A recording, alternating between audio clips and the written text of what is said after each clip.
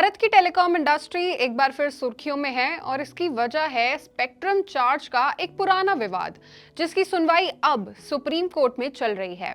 इस मामले में देश की बड़ी टेलीकॉम कंपनियां जैसे भारती एयरटेल और वोडाफोन आइडिया सीधे तौर पर जुड़ी हुई हैं। अब सवाल ये है कि क्या इन कंपनियों को सरकार को हजारों करोड़ रुपए का अतिरिक्त भुगतान करना पड़ेगा, और अगर ऐसा हुआ तो इसका असर टेलीकॉम सेक्टर और मोबाइल यूजर्स पर भी पड़ सकता है। तो आखिर क्या है ये पूरा मामला, चलिए इस वीडियो में जानते हैं। नमस्कार, मैं हूं सलोनी त्यागी और आप देख रहे हैं मनी 9। जब भी आप मोबाइल से कॉल करते हैं या इंटरनेट का इस्तेमाल करते हैं तो वो एक खास रेडियो फ्रीक्वेंसी यानी स्पेक्ट्रम के जरिए काम करता है। ये स्पेक्ट्रम सरकार का होता है और टेलीकॉम कंपनियों को इसे इस्तेमाल करने के लिए सरकार से लाइसेंस लेना पड़ता है और एक फीस चुकानी होती है। ये मामला करीब 15 साल पुराना है और इसकी जड़ें 2G स्पेक्ट्रम विवाद के दौर तक जाती हैं।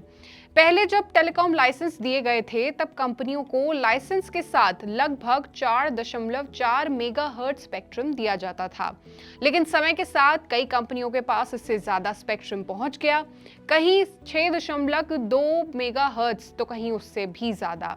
इसके बाद सरकार ने फैसला लिया कि जो कंपनियां 4.4 मेगाहर्ट्ज से ज्यादा स्पेक्ट्रम इस्तेमाल कर रही हैं, उन्हें इसके लिए वन टाइम स्पेक्ट्रम चार्ज यानी कि OTSC देना होगा, और यहीं से इस विवाद की शुरुआत हुई।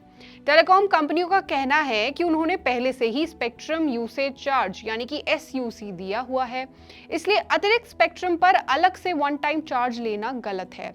कंपनियों का तर्क है कि अगर सरकार बाद में नियम बदलकर पुरानी तारीख से पैसा मांगेगी तो ये रेट्रोस्पेक्टिव चार्ज होगा, जो सही नहीं है। इस पर सरकार का कहना है कि लाइसेंस में सिर्फ 4.4 मेगाहर्ट्ज स्पेक्ट्रम शामिल था। अगर किसी कंपनी को इससे ज्यादा स्पेक्ट्रम मिला है तो उसके लिए मार्केट कीमत देनी होगी, यानी सरकार के मुताबिक अतिरिक्त स्पेक्ट्रम का इस्तेमाल करने के लिए कंपनियों को लमसम शुल्क देना ही होगा। इस पूरे विवाद में हजारों करोड़ रुपए दांव पर लगे हैं। कुछ मीडिया रिपोर्ट्स के मुताबिक भारती एयरटेल पर लगभग 8,400 करोड़ रुपए तक का OTSC बकाया बताया गया है। वहीं वोडाफोन आइडिया पर भी करीब 7,000 करोड़ रुपए तक का संभावित बकाया हो सकता है। इस विवाद को पहले telecom dispute settlement and appellate tribunal में चुनौती दी गई थी। टेलीकॉम कंपनियों को वहां कुछ हद तक राहत मिली।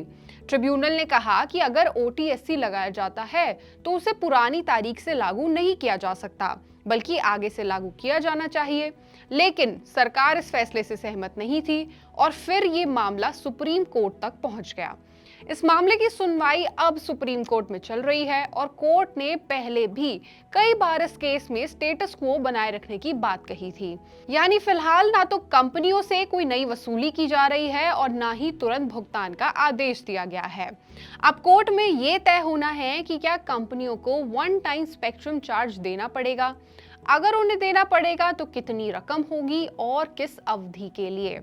अब सबसे अहम सवाल यह है कि इसका असर आम लोगों पर कैसे पड़ सकता है। देखिए, अगर सुप्रीम कोर्ट का फैसला सरकार के पक्ष में आता है और टेलीकॉम कंपनियों को हजारों करोड़ रुपए देने पड़ते हैं तो इसका असर कई तरह से हो सकता है।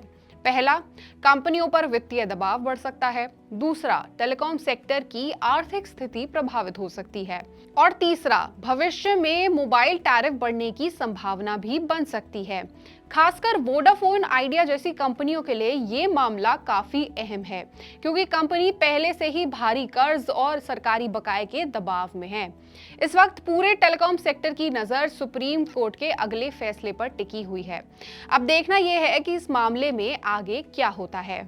वन टाइम स्पेक्ट्रम चार्ज से जुड़े इस मामले पर आप क्या राय रखते हैं, आपके विचार रखते हैं, हमें कमेंट करके जरूर बताएं।